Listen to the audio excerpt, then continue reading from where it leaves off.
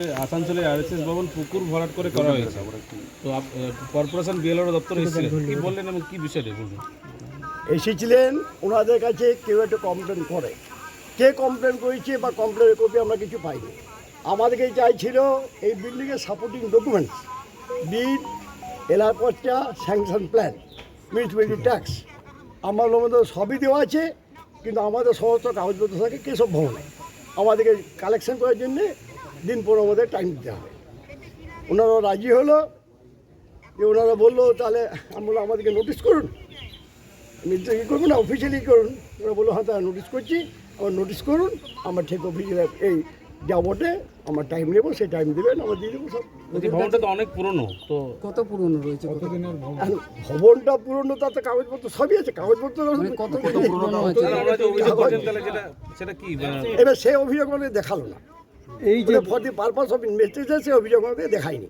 এই যে আরএসএস ভবনে মূলত এই মুখ্যমন্ত্রী বলার পর অভিযান, এটা কি রাজনৈতিকভাবে কোনো চক্রান্ত দেখছেন এর পেছনে? দেখুন, সারা পশ্চিমবাংলাতে এখন রাজনৈতিক চক্রান্ত চলছে, এবং বিশেষ করে আমার বলতে কোনো আর আরও ডিটেলস আপনাদের বলতে পারবো কালকে, কালকে করে আপনারা সবাই তো দেখতে পেয়েছেন কী চলছে না চলছে।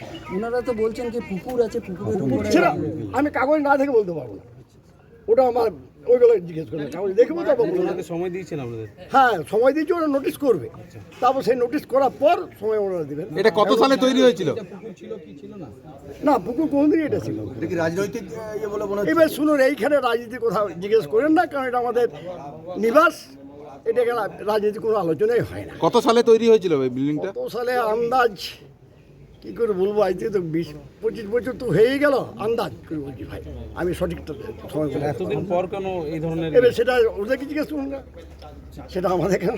আপনার নাম কি? আমার নাম পীযূষ কান্তি গোস্বামী, আমি অ্যাডভোকেট, সমস্ত হিন্দু সংগঠন যেখানে যা আছে, এমনকি আরএসএসের আমি ওনাদের অ্যাডভোকেটের কাজ করি আসানসোল কোর্টে। Thank you. প্রোভাইড করতে ওনারা বললেন, ওরা প্রোভাইড করে দেবো।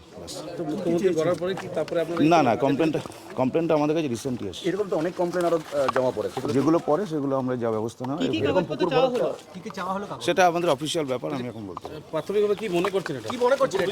প্রাথমিক মনে করা কি, ওনারা বললেন, ওরা বলছেন সব কাগজপত্র আছে, প্রোভাইড করবেন, ব্যাস। আর কি মনে করার আছে? আর তো কিছু কোনো কাগজ দেখাতে পারলো? ওনাদের কাছে আছে, ওনারা দেবেন। বিএলআরওর কাছে তো নিজের তথ্য থাকে, সেই তথ্য অনুযায়ী সব তথ্য সব কিছু তো থাকে না, ওটা আমরা আগে এটা দেখবো, ভেরিফাই করবো আমরা। Thank you. নামটা আমার নাম